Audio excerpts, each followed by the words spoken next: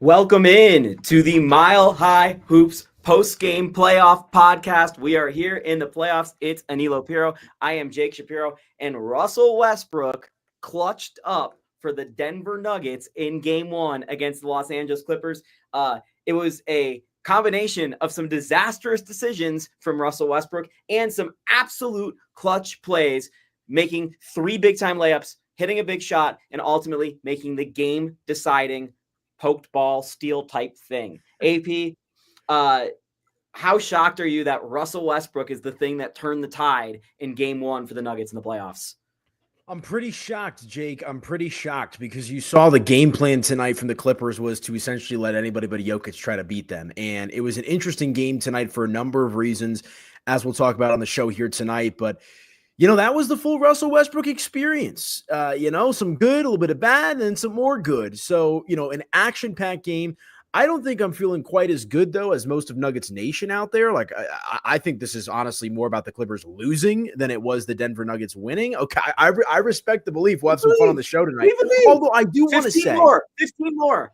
Can I say one thing? We have our little text thread with our Denver sports pals, and I was the only one. Everyone, sky is falling. This team stinks, blah, blah, blah. And I said, wait a second. Let's see how the second half plays out. Nuggets got the job done. I don't want those texts to see the light of day, but, at the same time, AP, sometimes I got to just bait James Merrill, our boss, into saying some things, and that kind of happened. So I feel like I did my duty. I never really lost faith. I still had some, little bit. Early on in the first half, but man, things were looking rough, and it was because James Harden was cooking Christian Brown, and that is going to be the series matchup to me. Zubac comes out, starts the game with a layup, and to me, the two matchups are Zubac versus Jokic and Harden versus Brown, and today, Harden won one of those, and Jokic got the better of Zubac but not by much, and shockingly enough, AP, you look at the Clippers bench, they only score 13 points in the game. Russell Westbrook with 15 off the bench, and then another 8 coming from Watson and Pickett. So the Nuggets bench actually outplayed the Clippers bench, and that was a big part because of Westbrook. Yeah, 100%, man. And, I saw some takes flying around social media. Like, Russ was good, especially on defense tonight. The offense was a bit up and down, but obviously hits that clutch three-point shot, which ultimately helps push the Denver Nuggets to victory in this game. And look, you got to live by Russell Westbrook. You got to die by Russell Westbrook. I was sitting in the same spot at Ball Arena that I was for the Minnesota Timberwolves game. That's old news now, obviously. But this far into the season, I understand that there's some Nuggets fans that are bench Russ. Russ shouldn't play, slash his minutes, whatever it might be. But you're this far into it, man. You have to take the good with the bad. And look, Bob Myers on the call tonight, maybe scouting out his future home if he ends up being a candidate for the Denver Nuggets front office opening.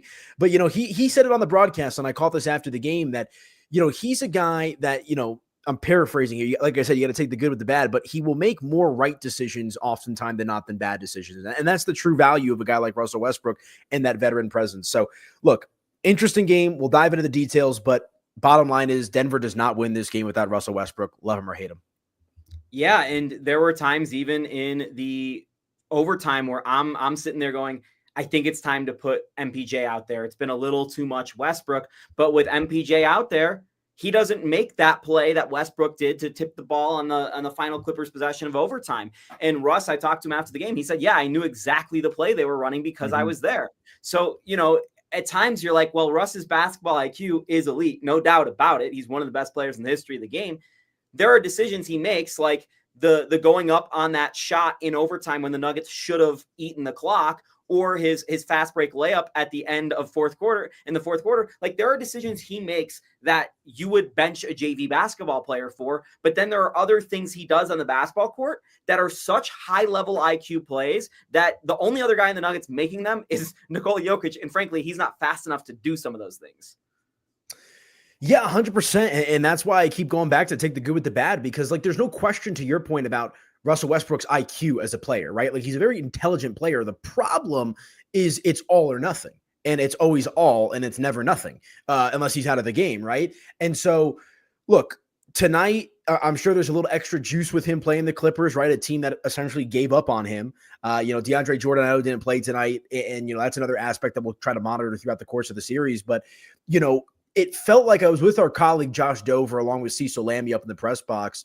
And I think I told this to both of them that, at least in my opinion, it didn't feel like a playoff game until late in the fourth quarter. Like the fans were into it, I would say, like throughout the course of the game, but like the intensity on the court, like just some sloppiness from the Nuggets, the Clippers. I mean, the Clippers blew a 15-point lead today, but when the pressure cooker got turned up, Denver, that's been one of their, marks of a good team is being able to play well in the clutch. And tonight, Murray put up some points, but the efficiency wasn't there. And Christian Brown and Russell Westbrook hit 2 big threes when the Clippers essentially dared them to. Westbrook, Brown, Gordon hitting a couple big shots there, all kind of saving Nikola Jokic's behind because he missed those 2 free throws, and that could have been the Nuggets game. And we would have been talking about Jokic as a free throw problem, which is obviously not true if you look at the numbers.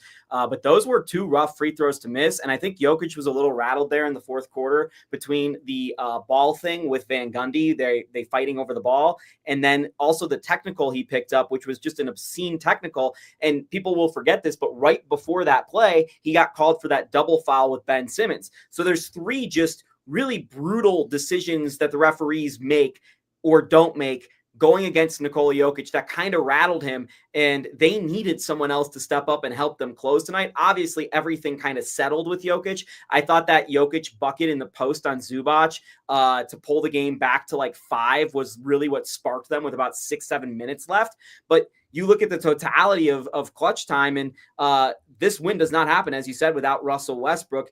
And, I what do you make of Nikola Jokic in this game? Because I was talking with some Clippers writers about this. I don't think he had a great game. He was kind of good and his stats looked good and he did things at the right times. But ultimately, I think he struggled in some clutch moments.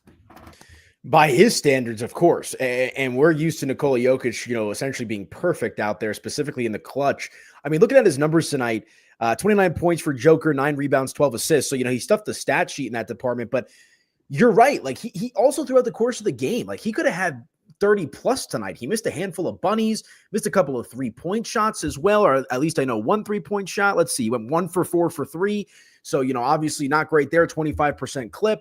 And I think if you're a Clipper fan, the worry is this might be the worst game from Jokic in the series because it's not too often that you see Jokic string together games like this. You mentioned the free throws there at the end. The defense is the defense, right? He's a fine defender. He's never going to be as good on defense as he is on offense, of course. But, that's why, again, I go back to the point that to me, not to put a damper on a win, especially in game 1 of the playoffs, is this is more so about the Clippers blowing a 15-point lead because at the end of the first quarter, I mean, James Harden had 15. Right. I mean, Kawhi was able to get any bucket that he wanted. And so, Denver was able to, lay back on their clutch gene that they continue to have. Jamal Murray with some big defensive stops there at the end, and they get the job done. I think the question is, if they play like this the rest of the series, this is probably going 7 at least. But if Denver can come out in game 2 and put their foot on the gas, I mean, you could be going to LA up 2-0. What for you was the play of the game? Oh, man, that's a Jokic and Van Gundy. I know that's not really a play, but that was just an incredible moment to see. For me, it was right before that. I don't think the Nuggets win tonight without Jamal Murray poking that ball away from Kawhi Leonard. They're down 2 with 30 seconds left. The Nuggets absolutely need a defensive stop there. They're blitzing Kawhi and trapping Kawhi late in the game, and Jamal Murray on an island poke checks that ball out of Kawhi's lap. That leads to the Jokic Van Gundy little scandal thing that happens right there. And then Westbrook comes back on the other side and hits the 3, and that's the shot everyone will remember. But to me, Jamal Murray made the play of the night with that poke check on Kawhi. And I thought the Nuggets just generally did a really good job on Kawhi tonight. He had 7 turnovers. That's the most turnovers in a game Kawhi's had since 2021. Wow. Similarly to have, Jokic might be his worst game in the series. This might be Kawhi Leonard's worst game in the series.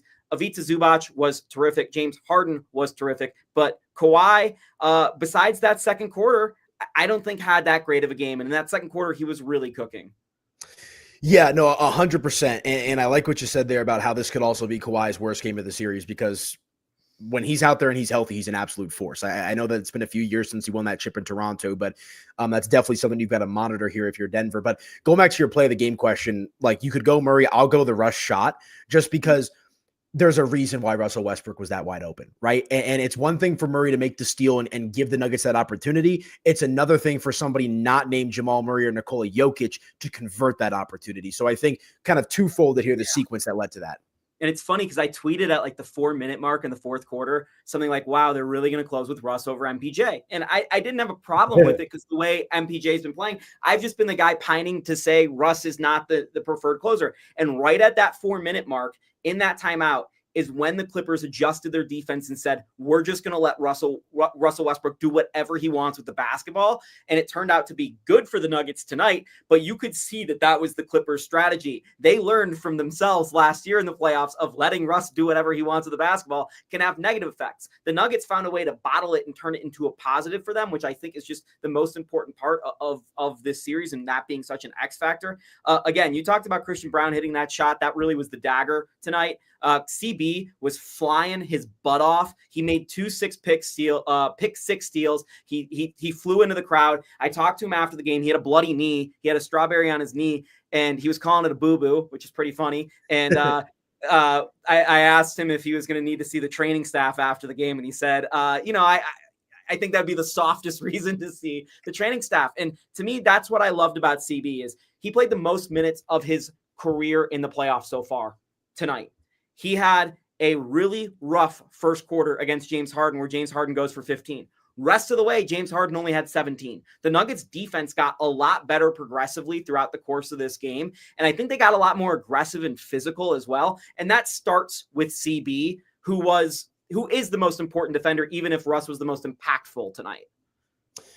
Yeah, for sure. And I mean, bigger picture on Christian, him stepping up into that starting lineup with no more KCP. I mean, these are big opportunities for him. And he's still a young player, right? Like he's still kind of growing. But you mentioned it. I mean, 45 minutes tonight for CB, only 11 points, but the 1 3-point shot came at a clutch time. And real quick on the James Harden dynamic. Look, James is going to cook, dude. Like I don't think there's a thing is shutting out James Harden. I mean, this is the best basketball he's playing since he was a Houston Rocket. And he's looking a little bit like that version of himself right now. So you have to be okay. And I talked about this with Dover and Cecil, and I believe you and everybody that's talked Nuggets with me over the last 2 weeks, or rather since we've known about this matchup.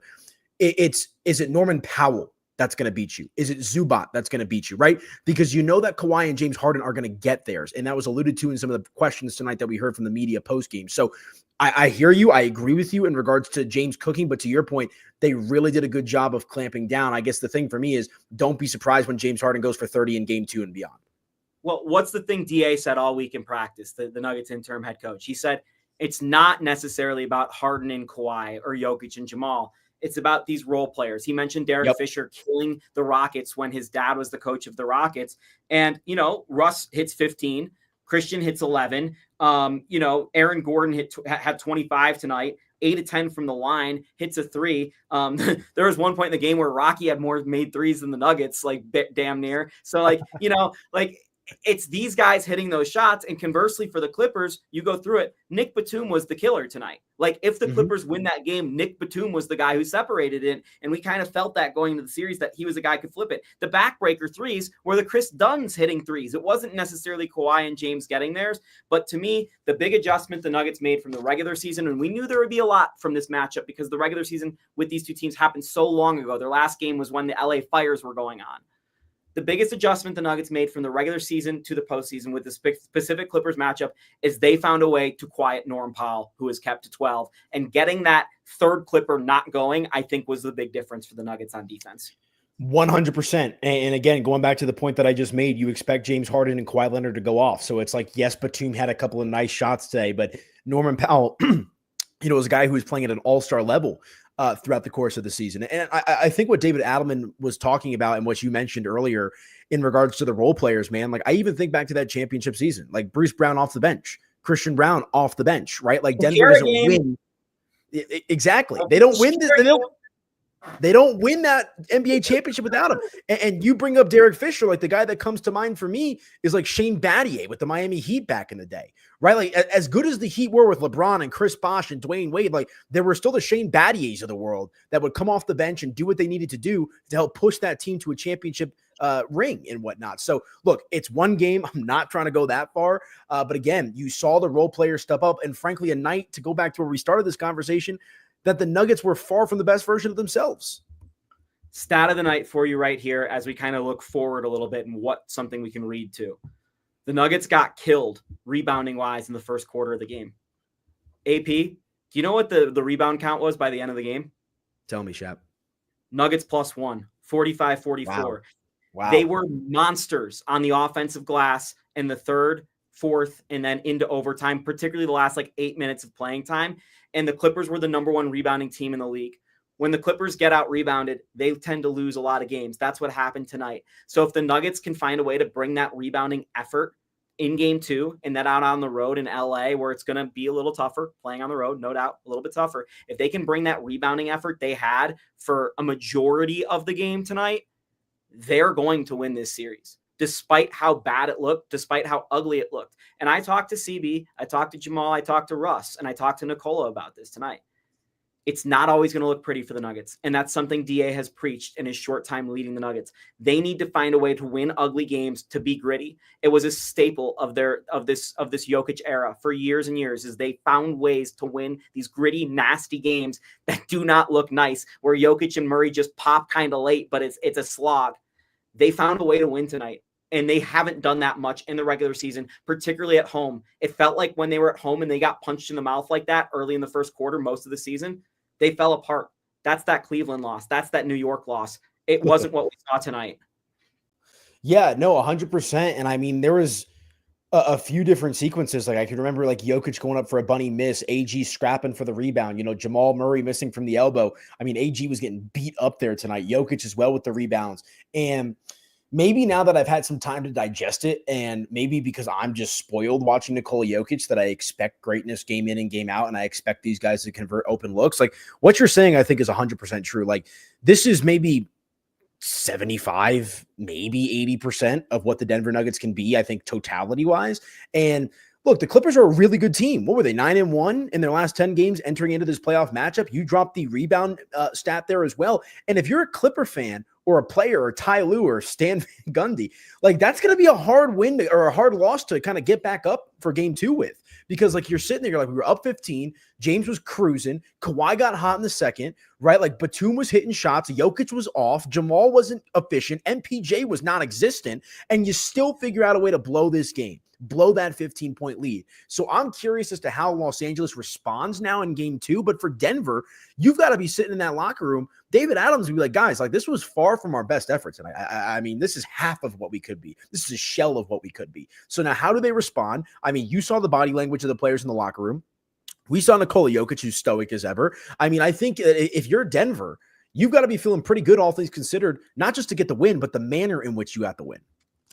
Yeah, and I'm looking at it, and one of the things DA said to me that stuck out this week in practice is during the regular season in 2023, the Nuggets weren't the best transition team, but they didn't let their transition game slip into the playoffs. They had about the same amount of fast break points in the 2023 regular season as they did playoffs, which is really rare for teams because there's way less transition scoring.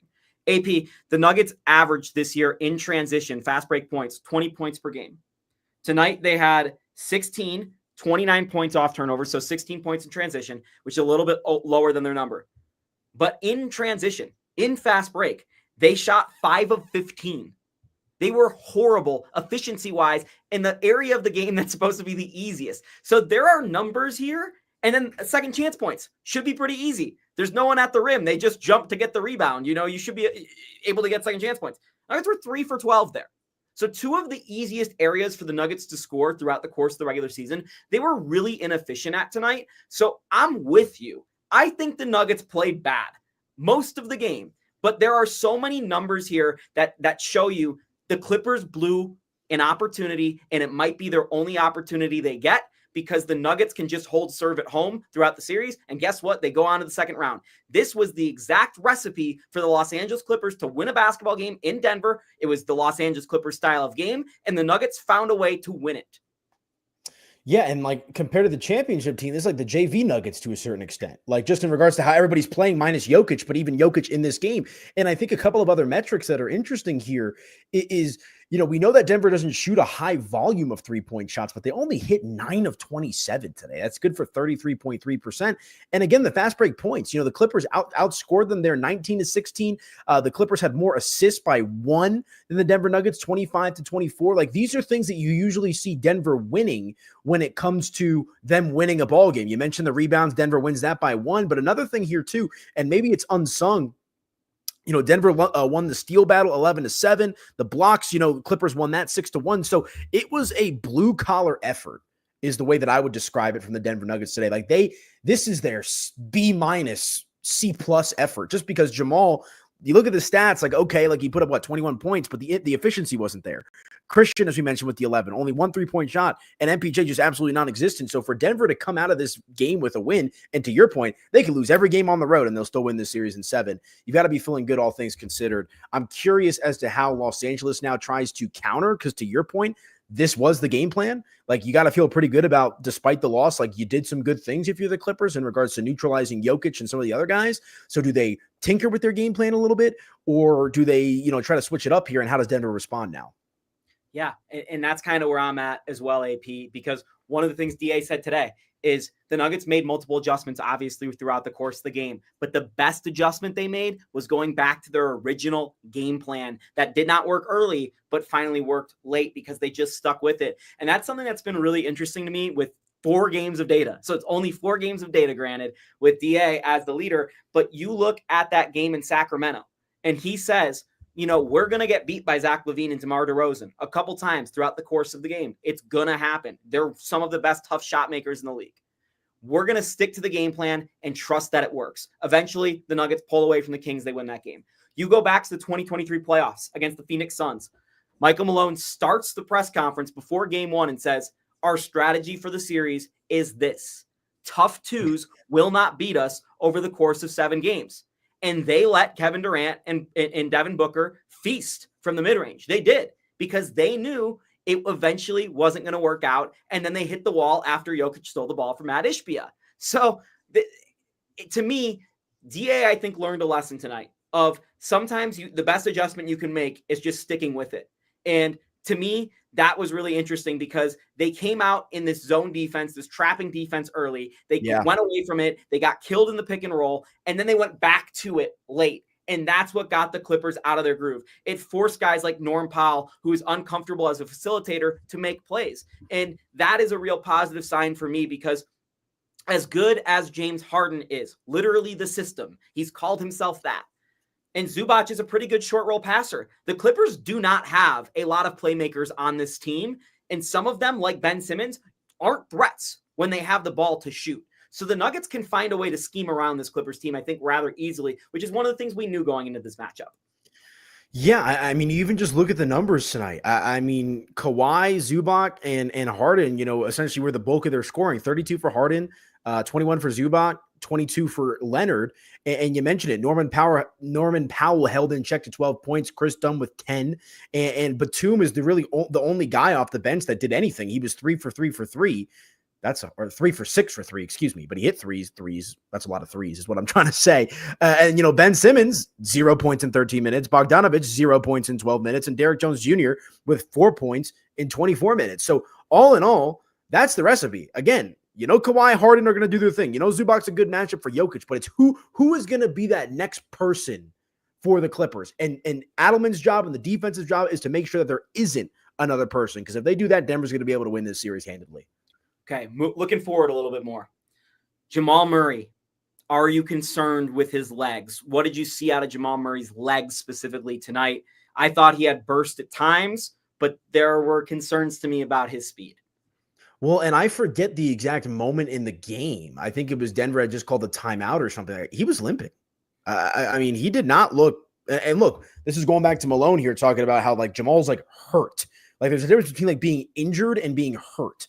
Jamal is really banged up right now. And it's not an excuse, but it's just the reality of the situation here. And so he's not even close to 100%. I mean, if I had to guess, he's probably 80-ish% if you're lucky right now. And so, of course, that's a concern, especially when Michael Porter Jr. is a ghost, because it's not like you have a second player out there that, okay, Jamal's not having a good game. You got bailed out with Russ tonight. right? Like Aaron Gordon's been pretty good when he's been healthy as well, but like you need that outside shooting, and Jamal Murray is the only person on a semi-consistent basis that Denver can rely on to be that spot up outside shooter and also facilitate and create on his own. There's really nobody else on the Nuggets roster that's able to do that. So I didn't think he looked great, but he was good enough. Yeah, Jamal Murray this season was the Nuggets' best shooter. There's a lot of data that proves that, like within the matchup data and just when he shoots his shots and where he shoots his shots. This game a little bit reminded me of for Jamal of game 1 of the playoffs last year. So Jamal in that game goes 9 of 24, has 10 assists and 6 rebounds, was really a slog through the first quarter. This one, Jamal comes out hot and then kind of slogs through the middle of the game. So that was 9 of 24. Tonight, Jamal was 7 of 20. So kind of a similar shooting line, kind of a similar impact. He had 9 rebounds in the game, by the way. That's going to get completely overlooked. And 7 assists. So, the Nuggets found a way with their guys, and Aaron grabs 8 rebounds too, with their collection of guys kind of moving the parts. And I thought what DA said after the game was really interesting to the team in the post-game locker room, where he says, every night it's going to be a different 5 guys closing for us, depending on who is the best matchup for us. He looked at DeAndre Jordan. He looked at Zeke Naji. He said, you guys are going to do different things for us over the course of the playoffs. Tonight, obviously, that speech was about Michael Porter Jr. and Russell Westbrook replacing him. Where are you with Michael Porter Jr. the rest of the series? Did the Nuggets lose him potentially by benching him after 26 minutes of play? Are you concerned that MPJ is going to take this the wrong way? It's a loaded question. I think MPJ's enough of a pro, and honestly, like I Curious Mike, right? He's an interesting guy, but in what we've heard from him in the media, like good or bad, like I said, he seems like a pro that understands how to kind of digest this stuff. And I think what was weird about MPJ's game tonight is he made the first shot that he took, which was a 3-point shot attempt, and then he just didn't make another shot the rest of the way. And to your point, like rarely played, beyond that moment, and his minutes got replaced rather by Russell Westbrook there. So look, man, I'm of the belief that you've just got to ride the wave. Like, as I said, with Michael Porter or with Russell Westbrook, like you've come this far, right? So we'll see how the rest of this shakes out now. But I think you got to go back out there and give him the confidence that, he maybe needs in the start of these games. And if he's not shooting the ball well, he has been rebounding the ball well throughout the course of the season. You got to yank him in favor of offense. And so, the other thing with Michael Porter Jr. is like, it's just been like this all year, right? He had that one stretch prior to the All-Star break, 7 or 8 games in a row where he's pretty hot, but those were against the New Orleans Pelicans and some bad teams mixed in as well. So I'm concerned about Michael Porter Jr., but frankly, I just think with the roster constructed as is, Denver doesn't have a choice but to, ride him and make sure that he's good. Yeah, Michael Porter Jr. is not the starter that's going to be replaced. I think there is a game that's going to come up in this playoffs where Peyton Watson replaces Michael Porter Jr. in the closing lineup rather than Russell Westbrook. But that's not what the Nuggets needed tonight. I'm trying to think of anything that surprised me in game 1. If anything surprised me, I think Nick Batum played exactly how I thought he would. The one thing that surprised me, and I don't know if you've seen this clip, is Derek Jones Jr. almost threw a punch at Nikola Jokic tonight.